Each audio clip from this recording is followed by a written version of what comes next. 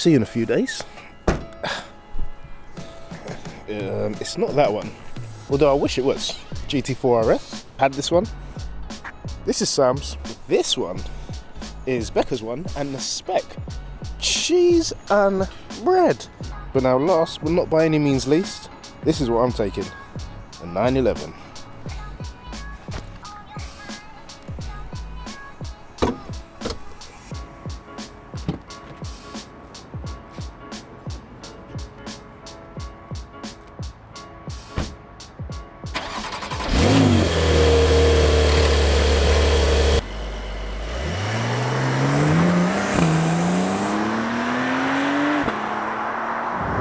So this is the Porsche Carrera 911. Yep, that's it. Nothing more, nothing less. It's got 385 horsepower and 450 newton meters of torque. Is that enough?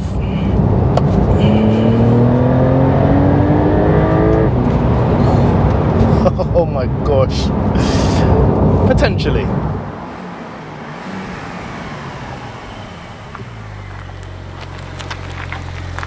So performance aside, it definitely is a head turner. This colour is in fact racing yellow. We've got the standard 19-inch and 20 on the rear set up. It's not probably everybody's cup of tea, but I quite like the fact that it is a head turner. Once the spoiler's up, it still looks quite naughty. Where this is a base 911, we've not got any added, I don't know, front bumper or rear or side skirt changes.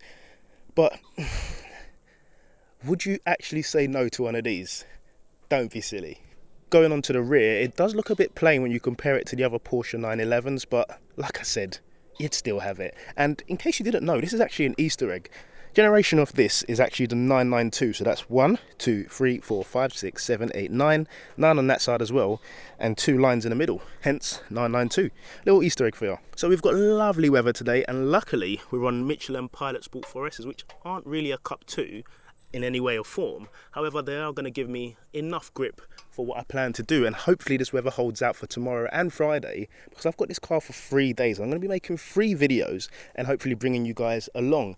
We've got 295 on the rear and 235 on the front, and something I've always been curious of is how Porsche managed to get such a narrow tyre on the front, yet their cars don't understeer. Talk to me. Does anyone know why? Is it the Max Verstappen strut? You know what, enough talking. Let's get out in this, because I definitely need to do a 0 to 62, because they claim it can be done in 4.2 seconds. That's crazy. Let's get inside. Performance box touch activated. Let's go. Wow, 60. And have a look at that. 1.66 0 to 30 and 4.15 0 to 60. I'll take that.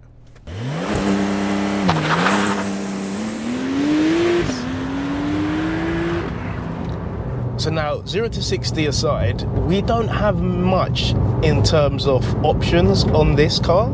However, this 911 Carrera only comes in an auto, but the PDK 8-speed is instant. It's buttery smooth.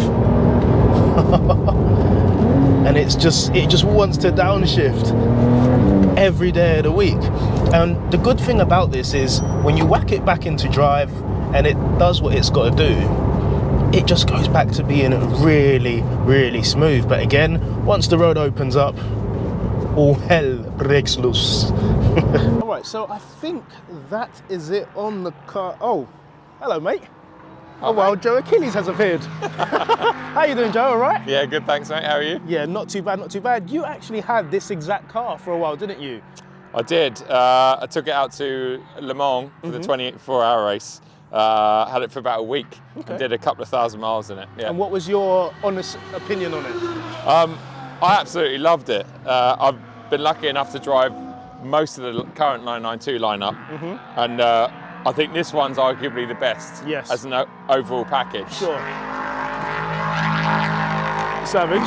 We're just at Silverstone, so there's a track day going on with some prototype cars, so yeah, you might hear them in the background. What do you feel like it was missing? Bearing in mind, this is bone spec. It's not got anything. It just about has seats in it. So, what do you think was missing? Bearing in mind, you have driven the 992 GT3 as well. I think aesthetically,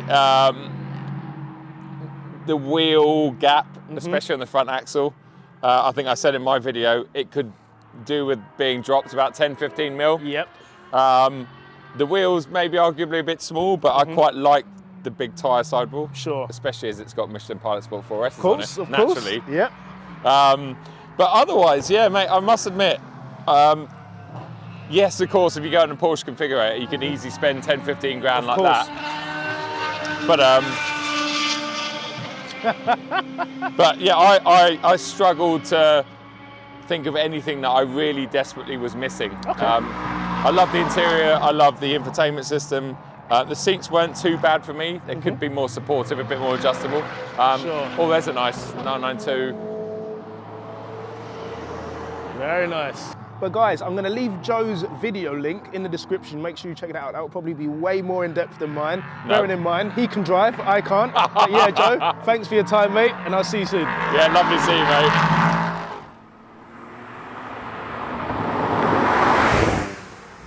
So I'm planning to do 3 videos with the Porsche 911 base, and to be frank, tomorrow's video is probably going to be if the weather holds out. I keep saying if, because we have got rain predicted, but there is a wet mode over here, which I'm going to activate and see what really happens. But I digress.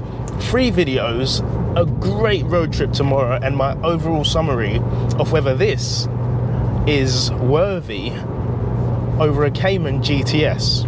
Because if you remember, I have had the GTS, and that was spec'd out quite better than this, and it was less money, because this, ladies and gentlemen, now anyway, retails at £97,000. Does it allow for such a high price tag?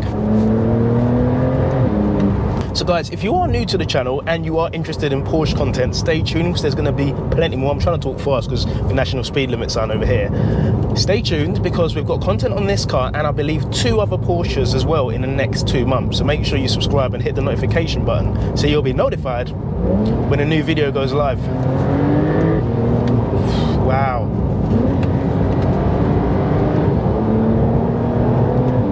So compliant. So bloody compliant.